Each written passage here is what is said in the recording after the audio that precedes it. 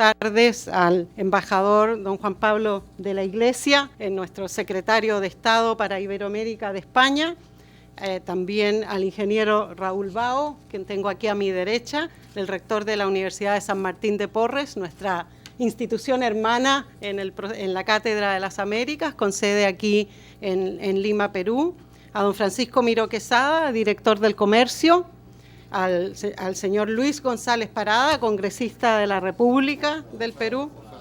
Posada, de acuerdo. Y también a todos ustedes por estar aquí este día acompañándonos en esta 40ª cátedra de la serie de Cátedras de las Américas, que coincide con nuestra 40ª sesión de la Asamblea General de la Organización de los Estados Americanos. Quisiera primero que nada darle las excusas de nuestro secretario general, quien ha tenido una complicación de última hora y me ha pedido por favor que les envíe a todos ustedes un saludo, en particular a los participantes de esta mesa y también a todos ustedes en la audiencia. Es para nosotros un placer hacer esta Cátedra de las Américas aquí en Lima, celebrando este año el 6º aniversario después de la creación de esta cátedra en septiembre del año 2004, creación que fue hecha por sugerencia del gobierno de Perú y que fue acogida por los Estados miembros de la OEA con el objeto de enriquecer el debate hemisférico sobre asuntos prioritarios de la agenda interamericana. Durante estos casi 6 años, la serie de cátedras ha inspirado e informado a una amplia audiencia al invitar a la Casa de las Américas, sede de la OEA en Washington, a distinguidos líderes, intelectuales, expertos en políticas, a debatir sobre los temas fundamentales de la agenda interamericana hoy día, como son la democracia y la gobernabilidad, el desarrollo social, la lucha contra la pobreza, la protección y la promoción de los derechos humanos, y el fortalecimiento de la seguridad. Con el apoyo financiero de la Universidad de San Martín de Porres y de otros, entre ellos el Gobierno de España, Corea, Marruecos, la cátedra provee de un espacio único para el intercambio de visiones e ideas sobre cómo afrontar los principales desafíos que aquejan a nuestra región, manteniendo un diálogo regional con todos los sectores de la sociedad. La cátedra de hoy se titula Tras la Cumbre de Madrid, perspectivas de futuro en las relaciones América Latina, el Caribe y Europa. Me enorgullece anunciarles que contamos con la participación de un distinguido ponente, el señor Juan Pablo de la Iglesia, secretario de Estado de España para Iberoamérica, quien va a disertar sobre este tema. Como bien saben, hace unos días, el 18 de mayo, se celebró la 6ª cumbre de la Unión Europea, América Latina y el Caribe en Madrid. Este importante encuentro sirvió para profundizar la cooperación entre los países de ambas regiones y tuvo como resultado importantes avances en materia de innovación y tecnología, de desarrollo sostenible, de inclusión social, de comercio y finanzas, cambio climático, migración y otros. Podríamos decir que esta cumbre marca una nueva etapa en las relaciones entre Europa y Latinoamérica y el Caribe, basada en el fortalecimiento de esta asociación birregional, mayor fluidez en el diálogo existente y en una mayor cooperación para afrontar problemas globales. Estos dos bloques son aliados naturales y los unen fuertes vínculos históricos, culturales, económicos, que se mantienen a través de un constante diálogo a nivel regional y subregional e importantes lazos de cooperación. Muchos de los desafíos de América Latina y el Caribe serían casi imposibles de enfrentar sin el apoyo de la cooperación multilateral, principio básico de la política exterior en la Unión Europea. Esta cooperación también se ve reflejada a través de un acuerdo de cooperación que la OEA firmó con la Comisión Europea el 17 de diciembre de 2009 con el objeto de aumentar el diálogo y la cooperación en áreas de interés común, como son la protección y promoción de los derechos humanos, el desarrollo integral, el fortalecimiento de la democracia y asuntos de importancia transnacional, lavado de dinero, crimen organizado, etc. Este acuerdo demuestra el compromiso de nuestras instituciones de seguir avanzando en las metas y objetivos comunes.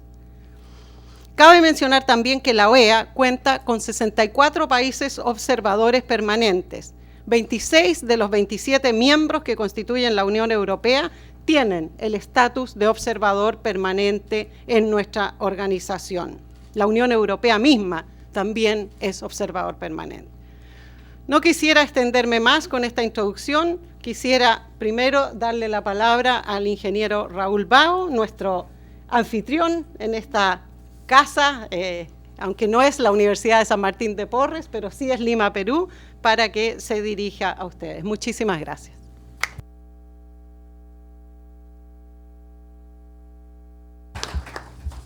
Muchas gracias. Doctora Irene Klinger, directora de Relaciones Internacionales de la OEA. Señor Juan Pablo de la Iglesia, secretario de Estado de España para Iberoamérica. Señores comentaristas de la disertación que vamos a tener el día de hoy, doctor Luis González Posada, congresista de la República, y doctor Francisco Miro Quesada Rada, director de Diario El Comercio.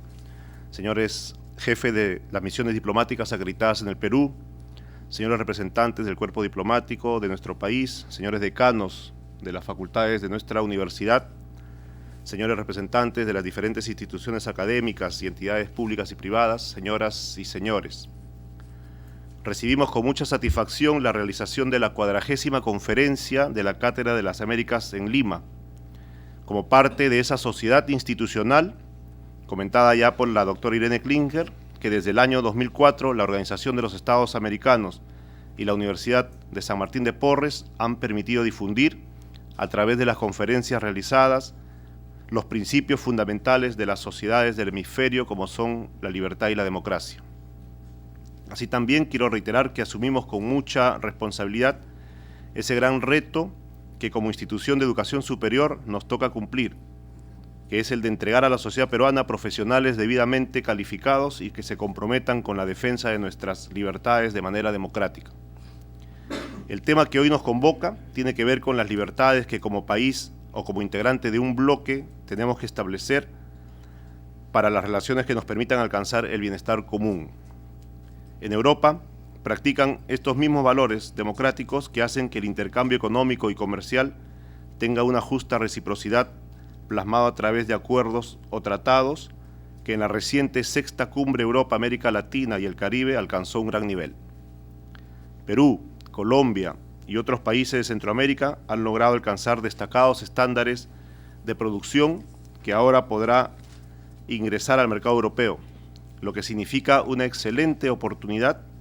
para mejorar la calidad de vida en los países involucrados a través de un mayor trabajo e ingresos económicos. La importancia de este tema y lo que significa para el desarrollo de nuestras sociedades tiene que ser difundido y es parte de nuestro compromiso como universidad hacer que así sea. Por ello, agradezco al señor secretario de Estado de España para Iberoamérica, Juan Pablo de la Iglesia, por su análisis que nos brindará el día de hoy, y a los panelistas, doctor Francisco Miro Quesada,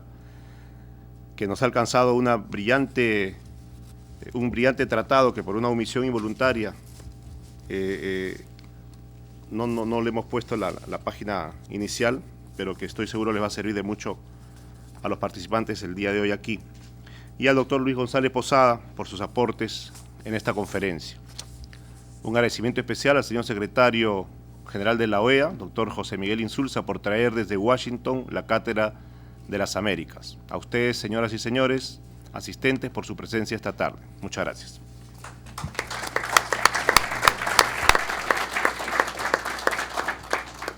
Muchas gracias, ingeniero Bao, por acogernos aquí este día. Y ahora quisiera presentar a nuestro ponente del día de hoy, a don Juan Pablo de la Iglesia,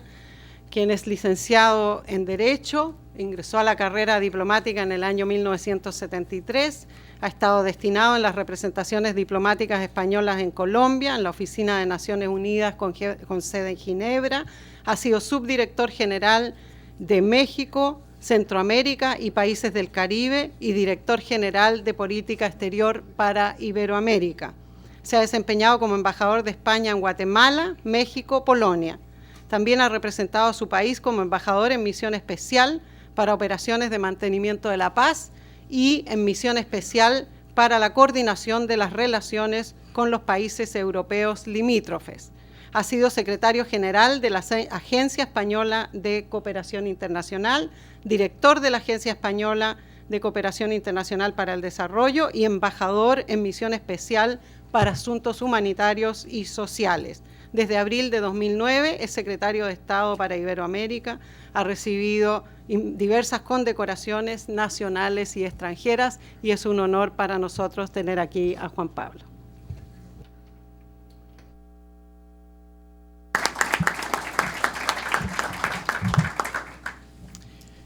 Muchas gracias, Irene, por tus cariñosas palabras. Señor rector de la Universidad de San Martín de Porres, queridos panelistas, un saludo al secretario general de la OEA, con quien compartiremos sin duda momentos importantes durante la asamblea los próximos días, querida Irene, anfitriona. Señoras embajadoras y embajadores, queridas amigas y amigos todos. Durante los últimos meses he tenido la oportunidad de explicar en numerosos foros y en distintos ámbitos cuáles eran los objetivos de la presidencia de turno de la Unión Europea, de la presidencia de España, en el ámbito de la política exterior de la Unión Europea hacia América Latina y de enumerar los objetivos que perseguíamos y que trataríamos de impulsar durante esta presidencia de la Unión, la última del modelo antiguo, la primera después de la entrada en vigor del Tratado de Lisboa. Pero, la cumbre ya ha pasado y ahora es el momento de hacer balance, de ver sus resultados y de plantear los retos que nos aguardan después de lo que hemos conseguido. Y esta es, y agradezco por ello todavía más el honor que supone hablar en esta cátedra,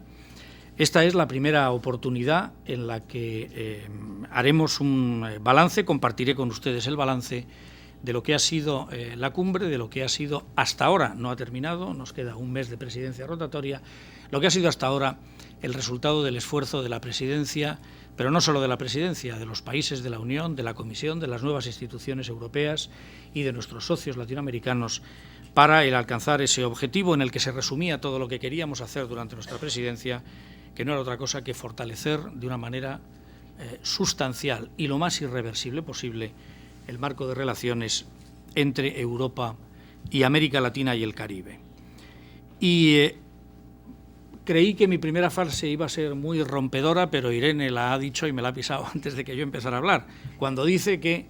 después de la sexta cumbre se abre una etapa nueva en las relaciones entre Europa y América Latina y el Caribe. Yo estoy convencido que ya a partir de ahora hablaremos de un antes y un después de la Cumbre de Madrid. Y esto es así por dos razones fundamentales. Primera, por el contexto en el que esta cumbre se ha producido y, en segundo lugar, por los resultados. Y es que el contexto era particularmente exigente. Era lógico preguntarse si en la fase de preparación de la cumbre no era un exceso de voluntarismo y de ambición el colocar toda esa serie de objetivos sobre la mesa cuando estábamos viviendo y la cumbre iba a tener lugar en el marco de la peor de las crisis económicas globales que hemos padecido en el último siglo. Sin embargo, la crisis ha resultado ser no un factor de desestímulo, sino un elemento que ha ayudado a acercar a Europa y América Latina. En primer lugar, porque la crisis no ha sido capaz de oscurecer los muchos elementos por los que Europa tiene interés en América Latina y a América Latina y al Caribe les interesa Europa. Antes, al contrario, ha servido para superar una cierta atonía, un cierto desinterés que podía aparecer en la Unión Europea después de las últimas ampliaciones, de una reorientación de las prioridades hacia otras zonas por la incorporación de países que no tenían en su lista de prioridades en la parte de arriba las relaciones con América Latina y el Caribe, pero esto ha sido claramente superado por la constatación de que en el marco de la crisis global, América Latina, lejos de ser un elemento del problema, es un elemento de la solución. América Latina, que ha sorteado, que está sorteando la crisis de una manera mucho más brillante que los países europeos, donde ya las perspectivas de crecimiento son tan espectaculares como durante un periodo coyuntural fueron las caídas de ese crecimiento, y donde persiste, desde luego, un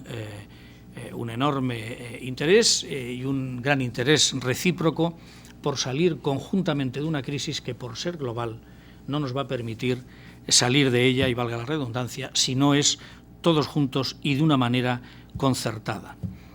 Por consiguiente, la coyuntura, lejos de alejar a Europa de América Latina, ha ayudado a acercar a Europa y a América Latina, y hoy,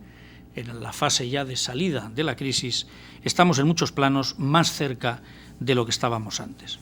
Pero además, por un segundo elemento también de la coyuntura, o también de los que han venido para quedarse, que es la fuerza con la que la crisis nos ha hecho ver, junto con el fracaso de Copenhague y otros acontecimientos, la importancia de la globalidad, la realidad de la globalidad. Una globalidad que nos lleva, pues bueno, una vez más a constatar que no hay soluciones nacionales,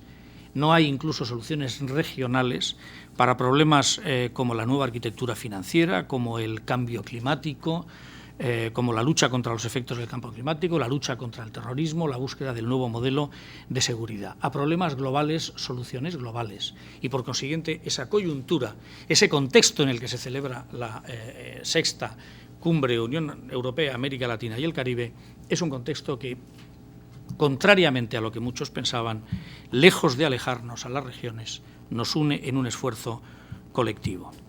Pero sí es importante que hayamos hecho o que haya devenido de la necesidad virtud en el ámbito de la coyuntura, no es menos importante los resultados que se han obtenido en la crisis. Hemos sido capaces de cerrar una etapa birregional anterior,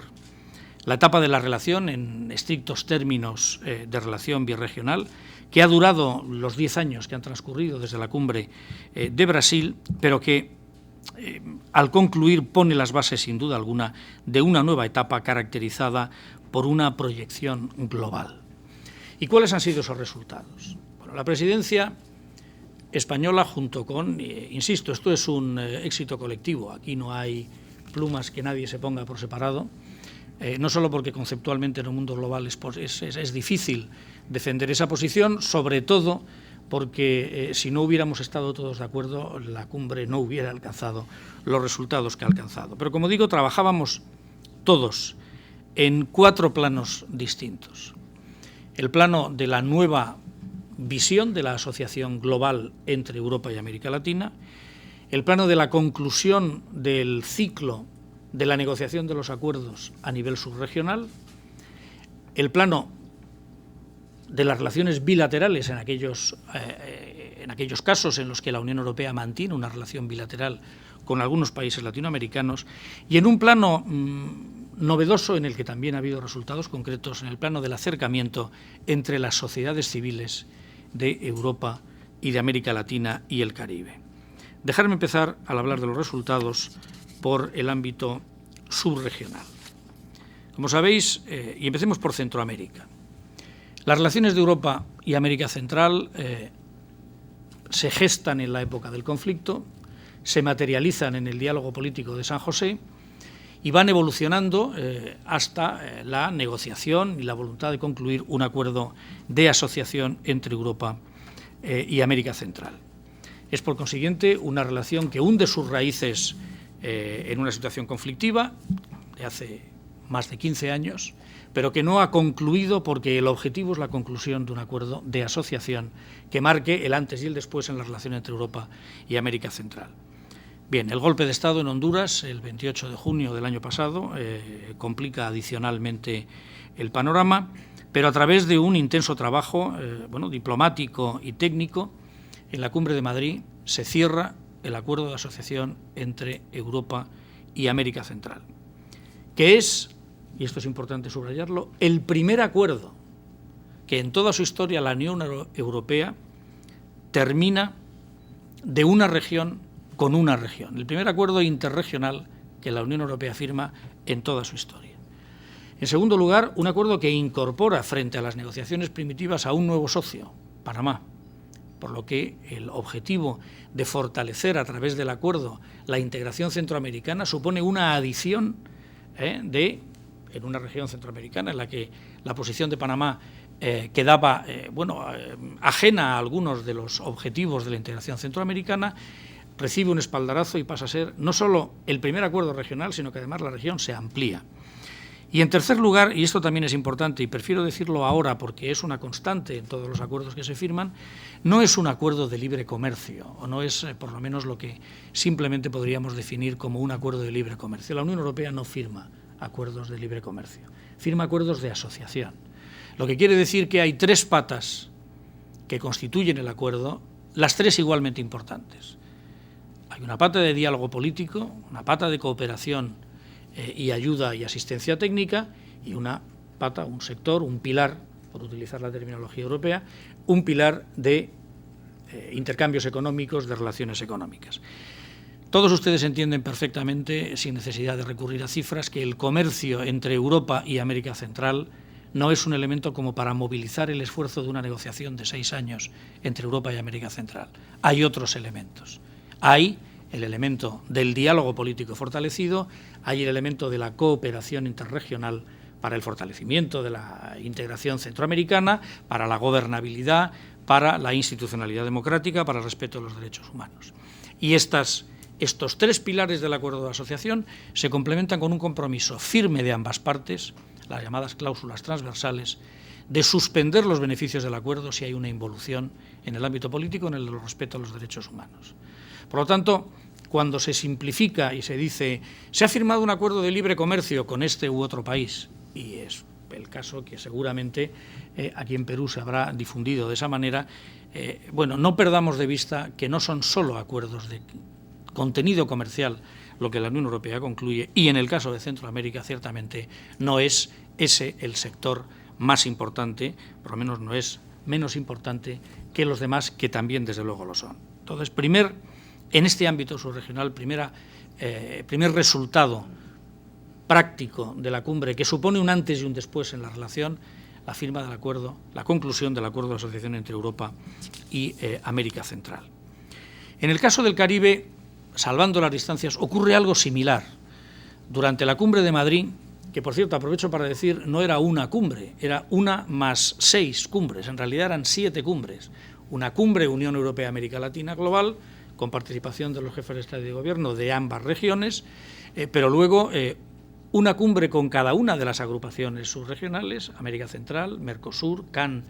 y el CARIFORUM, y 2 cumbres bilaterales, una con México y una con Chile. Por lo tanto, hablamos de la cumbre, pero son estas 7 cumbres las que han visualizado el avance en la relación entre ambas regiones. Pero estábamos en el Caribe, y en el Caribe, como saben, los países del Caribe son signatarios del Acuerdo de Cotonú y, por lo tanto, tienen en marcha con la Unión Europea los acuerdos de partenariado económico, los EPAs, por sus siglas en inglés, que estaban pendientes de implementación. Pues bien, a la Cumbre de Madrid, en este sector económico, se llega a un acuerdo para la puesta en marcha de los EPAs, los primeros EPAs que en el marco de Cotonú la Unión Europea firma. Naturalmente, como en el caso de los acuerdos que entrañan obligaciones por ambas partes, hay un antes y un después en el momento de la firma del acuerdo, en el marco de la relación. Pero no solo eso, la Unión Europea, y en esto España ha sido desde la presidencia muy insistente, considera que no ha prestado al Caribe la atención que requería y la atención que merece, y por consiguiente lo que durante la presidencia hemos hecho y se ha reflejado en la cumbre con el CARIFORUM ha sido iniciar un diálogo político de otro sentido, y la cumbre ha aprobado una nueva estrategia para las relaciones entre Europa y los países del Caribe. Por consiguiente, en el ámbito del Caribe, 2 resultados concretos, una nueva estrategia, unos acuerdos de partenariado económico en marcha, por consiguiente también aquí un antes y un después en la relación birregional. Mercosur. Como saben bien,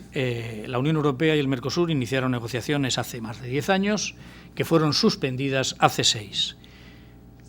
Lo que hace la Cumbre de Madrid es terminar con el ciclo de la frustración y el estancamiento.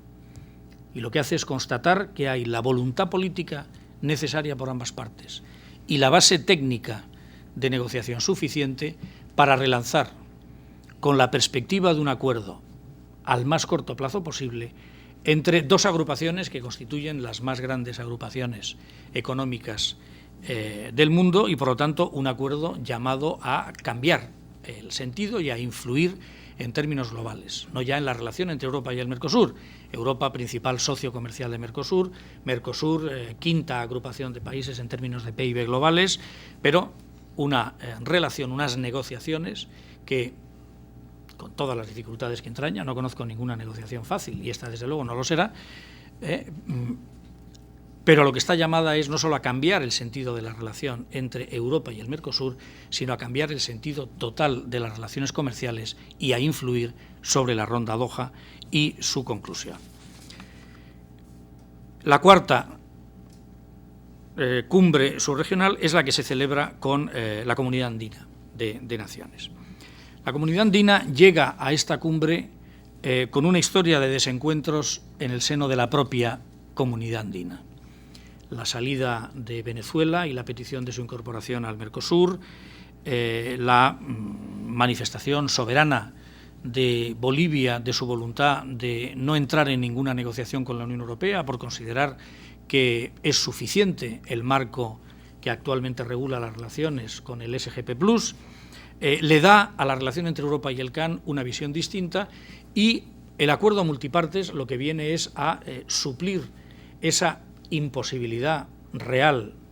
de concluir un acuerdo de región a región, dándole a los países que quieren fortalecer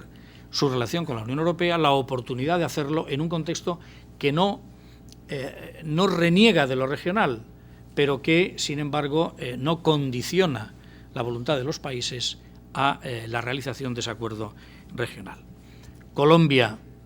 y Perú han concluido un acuerdo con la Unión Europea que se ha visualizado en la reunión de Madrid y, como todos ustedes saben, también Ecuador ha anunciado su intención de reanudar las negociaciones con la Unión Europea, con lo cual, bien, es cierto que el ideal no lo hemos alcanzado,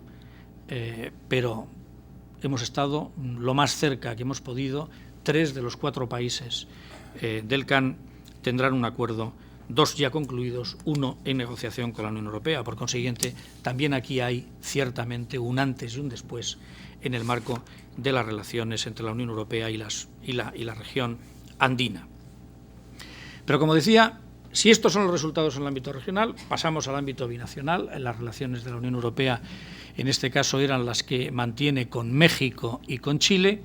En el caso de México también hay un antes y un después, puesto que en la cumbre con México se aprueba el plan de acción para la asociación estratégica entre México y la Unión Europea, el primer plan de acción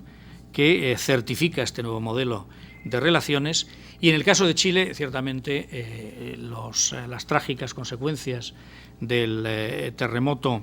de primavera obligan a una revisión de las prioridades y, por consiguiente, aunque hay un nuevo marco de relaciones, en el marco del Acuerdo para el Desarrollo y la Innovación, la Asociación para el Desarrollo y la Innovación, sin embargo, deben incorporarse prioridades derivadas de la situación creada por el terremoto y no puede extraerse todavía todo el potencial que eso implica. Hay, desde luego, en todo caso, como digo, un nuevo marco de relaciones.